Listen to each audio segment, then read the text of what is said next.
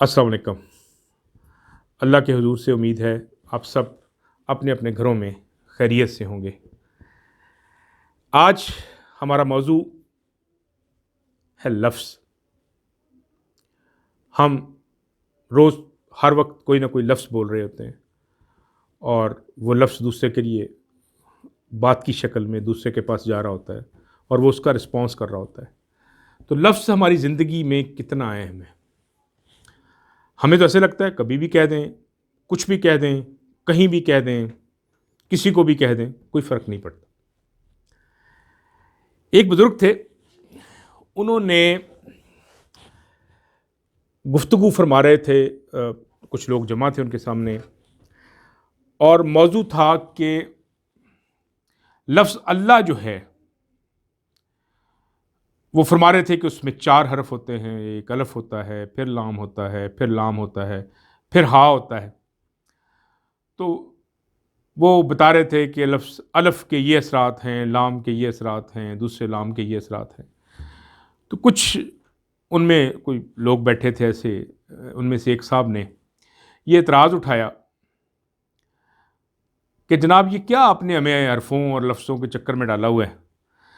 कोई मसले मसाइल बताएँ, कोई इल्म की बातें सुनाएँ, ये लफ्ज़ों के और हरफ़ों के असरात आप बता रहे हैं। तो उन बुज़ुर्गों ने उन साहब को, जो मेरे और आपके जैसे थे और जिन्होंने ऐसा सवाल किया, उनसे कहा कि ओ गधे तू बैठ जा, और अपनी बात जारी रखी। अब वो साहब जो हैं वो बहुत तिलमिला रहे थे कि ये क्या मतलब, मैंने तो एक सवाल किया है, इनको एक ऐसी बात की है जो प्रैक्टिकल बात है, वो उन्होंने सुनी नहीं, उल्टा मुझे सुना दी है। इस दौरान उन्होंने अपनी बात मुकम्मल की और कहा कि जनाब अब आप फरमाइए क्या कह रहे थे। तो वो साहब कहने लगे कि मैंने जी क्या कहना है, आपको एक सादा सी बात की थी। मैंने सुना था कि ये जो सूफ़ी होते हैं, दरवेश होते हैं, इनके दिल बहुत बड़े होते हैं। मैंने एक छोटी सी बात की है, आपने उस पे इतना सख्त इख्तलाफ किया है और मुझे डांट दिया है। और उस बात पे उन्होंने अपनी तिलमिलाहट का, गुस्से का, परेशानी का, सबका इज़हार किया। तो वो बुजुर्ग कहने लगे कि बेटा, लफ्ज़ गधे में कितने हरफ होते हैं? गाफ दाल हे ये, इन 4 हरफों ने आपका ये हाल कर दिया है। तो मैं यही तो समझा रहा था कि लफ्ज़ों के असर होते हैं, लफ्ज़ों के असरात होते हैं और हरफों के असरात होते हैं। तो हमें भी अपनी ज़िंदगी में ये देखना है कि हम जो लफ्ज़ बोलते हैं, किसी के लिए भी बोलते हैं, किसी अपने अज़ीज़ के लिए बोलते हैं, किसी दोस्त के लिए बोलते हैं, किसी कुलीग के लिए बोलते हैं, किसी दुकानदार के लिए बोलते हैं, वो क्या असर मुरतब करता है। बहुत से लफ्ज़ हमारी ज़िंदगी में हैं, हम अचानक कह देते हैं मेरी बहुत इंसल्ट होगी।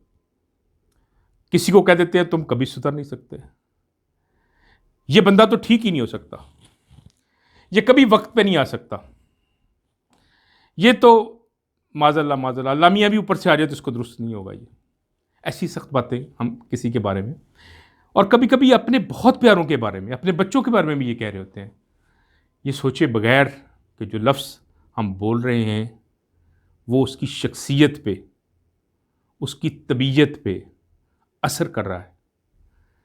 जिस अपने कुलीग को मैं कह रहा हूं कि तुम कभी वक्त पे नहीं आ सकते, वो अगले दिन भी वक्त पे नहीं आ सकेगा, क्योंकि मैं तो बात का इब्तिदा करने से पहले उसे एक बद्दुआ दे रहा हूं कि तू नहीं आ सकेगा।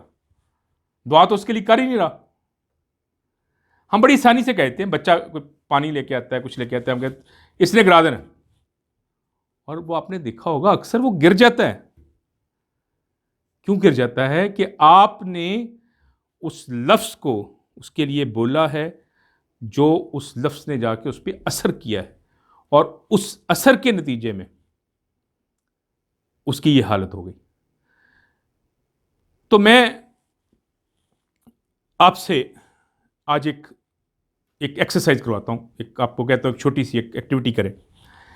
जैसे मैंने कहा कि हम अक्सर कहते हैं मेरी इंसल्ट हो गई, मैं हर्ट हो गया, या मैं हर्ट हो गई, मुझे उसकी बात अच्छी नहीं लगी, उसको ऐसे कहना नहीं चाहिए था। ये सारी चीज़ें जब हम किसी के बारे में सोचते हैं, तो आज एक खुफिया सी खामोशी से अपनी एक डायरी का वर्क निकालिए, अपने मोबाइल में कहीं नोटपैड खोलिए और उसमें लिखिए कि किसी अजीज़ की, किसी दोस्त की, किसी कुलीग की किस किस बात ने कब कब आपको बहुत हर्ट किया। उसको नोट कर लीजिए और लिखते जाइए, लिस्ट बनाते जाइए कि ऐसी कौन सी बातें हैं जो आपके लिए तकलीफ का बायस बनी, ऐसे कौन से मसले हैं, ऐसे कौन से बिहेवियर हैं जिन्होंने आपको बहुत इरिटेट किया, ऐसे कौन से कंपैरिजन हैं जो हम बहुत से दोस्त हम कर रहे होते हैं कंपैरिजन। आप किसी को खबर भी नहीं होती तो हम कहते हैं कि अच्छा फलां तो ये काम बेहतर कर सकता था, बच्चों में कंपैरिजन कर देते हैं। तो वो कौन से कंपैरिजन हैं जिन्होंने आपको खामोशी से आपको अंदर से हर्ट किया। वो कंपैरिजन आपके भाई ने किए हों, आपकी वालदा ने किए हों, आपके खामद ने किए हों, आपके अजीज़ किसी और ने किए हों, आपके किसी कुलीग ने किए हों, किसी सीनियर ने किए हों। तो उन सब की एक लिस्ट बनाइए, मोटी मोटी बातें जो आपको बहुत याद रह गई, जो आपके साथ च्युइंगम की तरह चिपटी हुई हैं और आपकी जान नहीं छोड़ रही, उन सब की लिस्ट बनाइए। और जब वो लिस्ट सामने आ जाए तो एक बात तो तय हो गई कि ये बात आपने किसी किताब में नहीं पढ़ी, किसी इल्म सिखाने वाले ने आपको नहीं सिखाया, ये किसी कोटेबल कोटेशन से आपने नहीं ली। ये आपका ज़ाती तजुर्बा है कि इस तरह का लफ्ज़ जो है, इस तरह का बिहेवियर जो है, इस तरह का कंपैरिजन जो है, वो हमें हर्ट करता है, हमें इरिटेट करता है, हमें तकलीफ पहुंचाता है। तो आज से हम अपनी उसी डायरी के नीचे लिख लें कि आज से मेरे से कभी ऐसा बिहेवियर नहीं होगा जिस बिहेवियर से कोई तकलीफ में जा सकता है, जैसे मैं गया या गई हूं। मैं ऐसे लफ्ज़ कभी नहीं बोलूंगा या बोलूंगा कि जिससे किसी को तकलीफ हो जाए जैसी तकलीफ मुझे हुई है। मैं ऐसा कंपैरिजन नहीं करूंगी या करूंगा जिससे किसी को, किसी की ईगो हर्ट हो, किसी को, किसी के अंदर कहीं तकलीफ चली जाए। या फिर मैं कभी जजमेंटल नहीं हूंगा या जजमेंटल नहीं होंगी। ये फैसला कर लें, अपनी उस डायरी पे टिक लगाना शुरू कर दें, तो आप देखेंगे कि आपके इर्द गिर्द जो बोलने वाले हैं, आहिस्ता आहिस्ता उनके यहाँ भी ऐसे लफ्ज़ कम होना शुरू हो जाएंगे, उनके यहाँ भी ऐसे बिहेवियर कम होना शुरू हो जाएंगे, उनके यहाँ भी ऐसे कंपैरिजन आपको कम पहुँचने शुरू हो जाएंगे। लेकिन कभी आ भी जाए तो उनको हमें स्पेस देनी है। ज़िंदगी अपनी अच्छाइयों पे बसर करनी है, किसी की खामियों पे नहीं।